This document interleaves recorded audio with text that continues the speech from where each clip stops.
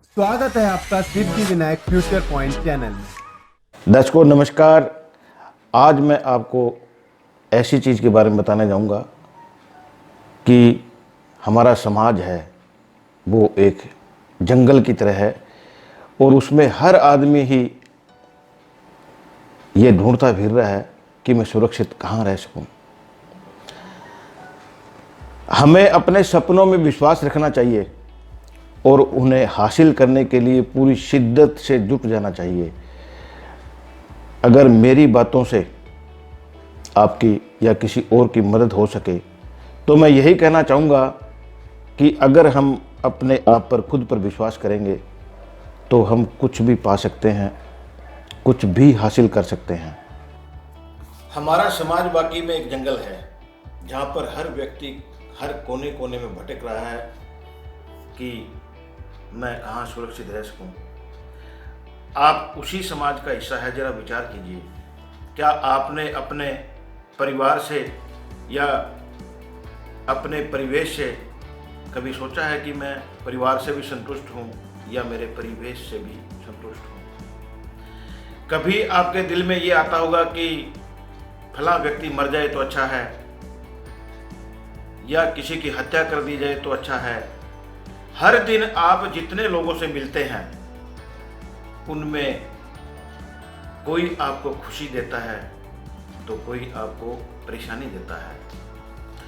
बहुत से ऐसे कार्यालय हैं जिनमें आपका वास्ता पड़ता है।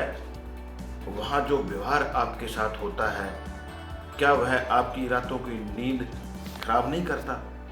क्या आपके साथ अन्याय होता है? क्या आपका जहाँ पे अपमान होता है तो कितने ही लोग आपके साथ खड़े होते हैं। ऐसी स्थिति में जब दूसरों की तुलना की जाए कि आपका अपना व्यवहार कैसा होता है तो वहाँ सोचने वाली बात हो जाती है। धोखेबाजों, मिलावटखोरों और उन मिलावटखोरों में जबान की मिलावट भी है, सामान की मिलावट भी है, व्यवहार की मिलावट भी है। तो ऐसे लोगों को हम शत्रु ही कहेंगे। शत्रुओं को उतना बड़ा दंड भुगतते देखा है जितना बड़ा उनका अपराध है। ऐसे दर्जन सवाल हैं जो आपके दिमाग में हैं और या आपके दिमाग में उठते होंगे, जिनका स्तर आप शायद कभी ढूंढ ही नहीं पाए और आपने ढूंढने की कोशिश भी नहीं की है। अगर तो आप सामाजिक हैं या आप राजनीतिक हैं तो आप ये देख लो कि राजनीति का हिस्सा भी एक सामाजिक हिस्सा है। राजनीतिक गुंडों की फौज का हिस्सा, यह तो सब बकवास है। लेकिन अगर आप एक अच्छे व्यक्ति हैं तो आप जरूर अकेले दुखी महसूस करते होंगे और असुरक्षित भी। हमने मानव समाज को ऐसा जंगल बना दिया है जो प्राकृतिक जंगल से भी कहीं भयानक और बहुत ही डरावना है। प्राकृतिक जंगल में दो तरह के प्राणी होते हैं, शिकार करने वाले और शिकार होने वाले। शिकार करने वाला अपना शिकार करता है और शिकार होने वाला अपना शिकार होता है। शिकारी को अपना पेट भरना है और अपने वंश को आगे बढ़ाना है, इसलिए शिकार करना जरूरी है। अब जरा अपने समाज को देखिए। एक तरफ लुटेरों की टोली है और दूसरे तरफ लूटने वालों का समूह है। लुटेरे लूटते हैं और लूटने वाले लूटते हैं। हालात जंगल जैसी है। वहाँ भी शिकारी कम है और शिकार संख्या में कहीं ज़्यादा है। जंगल में हिंसा 3 कारणों से होगी: अपनी भूख, बच्चों की भूख और कभी कभार सुरक्षा के लिए। मानव समाज में हिंसा के कई कारण हैं। यहाँ आवश्यकता का सिद्धांत नहीं चलता। यहाँ पेट की भूख नहीं मिटानी बल्कि लालच, स्वार्थ, अभिमान की भूख को शांत करना है, जो संभव नहीं है। इसलिए हिंसा, मौत और तबाही कभी भी और कहीं से भी आ सकती है। इसलिए लूटमार की कोई सीमा नहीं, बेशर्मी की कोई हद नहीं। हमारा समाज जंगल से कहीं अधिक खतरनाक है। अब एक नज़र जंगल के प्राणियों पर डालिए। उनकी सोच सीमित है, इसलिए उनके काम भी सीमित है, उनका खाना भी सीमित है, बच्चों को खिलाना भी सीमित है, बच्चे पैदा करना भी सीमित है। अपने लिए सुरक्षित क्षेत्र पर कब्जा करना, आराम से सोना, थोड़ा बहुत खेलना और आपसी संबंध बनाए रखना, ऐसी क्रियाएं उनसे संबंधित उसके मुकाबले मानव मस्तिष्क अत्यंत विशाल है। लेकिन आज जंगल का प्राणी है वो हमसे ज़्यादा कामयाब है, लेकिन हमारा व्यवहार जानवरों से भी गया गुजरा है। दरअसल हम ये देखते ही नहीं कि हमें ईश्वर ने कितना बड़ा ब्रह्मांड से बड़ा दिमाग दिया है जो हम कुछ भी बना सकते हैं। और हमारा गिरने का दरअसल एक ही कारण है कि जब हम दिमाग से गिर जाते हैं तो हम उठते नहीं हैं।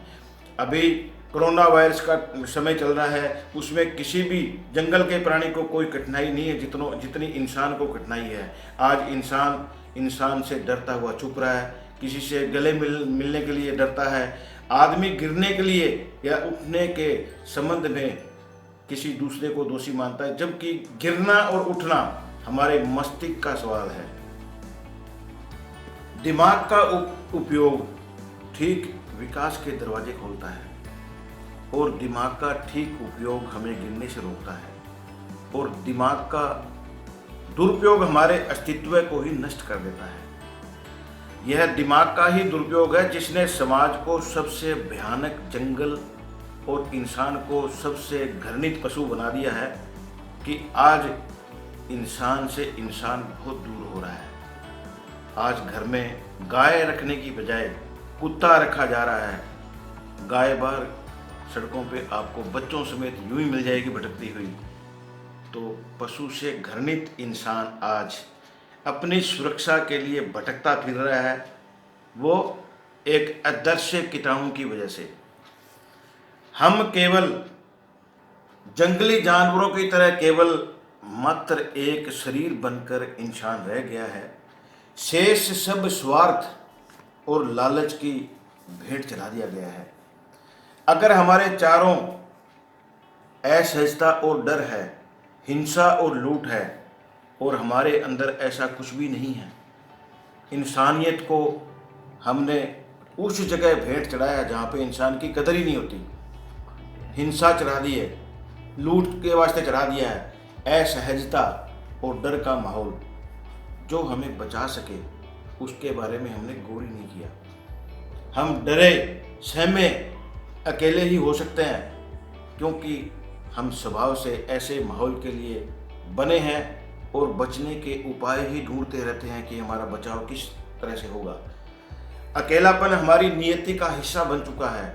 आदमी का इतिहास इस बात का गवाह है कि समय के साथ और समय के बाद मानव समाज में बिखराव की ऐसी प्रक्रिया आरंभ हुई है जो अभी तक चल रही है और जिसके परिणाम अत्यंत भयानक होने वाले हैं। कोई वक्त था जब आदमी बहुत बड़े विशाल कबीलों का हिस्सा था। ये विशाल कबीले टूटकर छोटे समूह में बदले और फिर उनका स्थान एक संयुक्त परिवार ने ले लिया और छोटे कबीलों ने जो स्थान लिया वो आगे बढ़कर आज आदमी अकेला हो गया। अपने अकेलेपन से बचने के साधन भी मौजूद थे, फिर जैसे जैसे स्वार्थ की पकड़ गहराती गई वो साधन भी छिन गए, संयुक्त परिवार भी एकल हो गए और एकल परिवारों में बदले और अब वे लगभग टूट चुके हैं। उनसे नाता टूट चुका है। आज भाई का भाई नहीं सोचता, बाप बेटे का नहीं सोचता और बेटा बाप का नहीं सोचता। तो इसको हम कहेंगे एकल परिवार। समाज के जंगल में सुरक्षा की खोज कहेंगे हम। इतने बड़े हम कबीले में रहने वाले थे, इतनी बड़ी संयुक्त फैमिली वाले में थे, लेकिन आज हम अकेले हो गए हैं। आज हम उस समाज का हिस्सा बन गए हैं कि हम अपने लिए जगह तलाशते हैं कि मैं सुरक्षित कहाँ रहूं। आदमी अपना बनाता ढूंढता आज मानवता को होकर जंगल में लाचार और बेसहारा अकेला खड़ा है। खुद भी किसी का सहारा बनने की काबिलियत नहीं रखता। बाहर का विघटन अब उसके भीतर पहुंच गया है। यहाँ कितनी भी टूट फूट होगी, इस बात पर विचार निर्भर करता है कि हम इस प्रक्रिया को कब तक और कहाँ तक चलने देते हैं। यदि हम इसके पलट नहीं सकते तो भीतर भी एक जंगल बनने वाला है। हम अपने आप कैसे भागेंगे और कहाँ भागेंगे, ये प्रकृति भी नहीं बता सकती। आज हर इंसान प्रकृति के साथ खिलवाड़ कर रहा है। हर इंसान उस भगवान की बनाई हुई पृथ्वी माँ को गंदा कर रहा है। आज वह इंसान जो लाखों साल से बड़ी बड़ी नदियाँ बह रही है उसको गंदा कर रहा है। आखिर ये चाहता क्या है प्रकृति से? आखिर इस प्रकृति को समझता क्या है? आज पशु से ज़्यादा पशु बाहर घूम रहे हैं और इंसान अंदर घुसा हुआ है। वो किस कारण? कि मेरे को कुछ हो ना जाए। होगा, एक दिन तो अवश्य होगा, लेकिन मानवता और इंसानियत अगर इंसान के अंदर जागती है तो समाज के जंगल में सुरक्षा की खोज हो सकती है। आज हर इंसान समाज के जंगल में अपनी अपनी सुरक्षा के लिए पता नहीं क्या क्या कर रहा है, क्या क्या खा रहा है, क्या क्या पी रहा है। लेकिन जिस दिन आज घर से बाहर निकलते हैं तो डर लगता है कि कोरोना खा जाएगा, लेकिन जिस दिन अंदर इंसानियत पैदा हो गई और अंदर जुनून पैदा हो गया, ये कोरोना कोई ऊपर से आया नहीं है, ईश्वरीय प्रकोप नहीं है। ये तो सिर्फ इंसान की एक गलती मात्र का एक पुतला है जो घूम घूम के बीमारियां फैला रहा है। तो मैं दावे के साथ कहूँगा कि समाज के जंगल में सुरक्षा की खोज के लिए आज इंसान भटक रहा है और जो पेड़ों पर रहने वाले पंछी हैं, जो जंगलों में चलने वाले जानवर हैं, वो किसी चीज़ की कोई परवाह नहीं कर रहे हैं, वो भाग नहीं रहे हैं, इंसान भाग रहा है। ये वीडियो आपको मेरे विचारों से कैसी लगी, इस पे कमेंट जरूर कीजिएगा और इसको शेयर अवश्य कीजिएगा। धन्यवाद। जय माता की।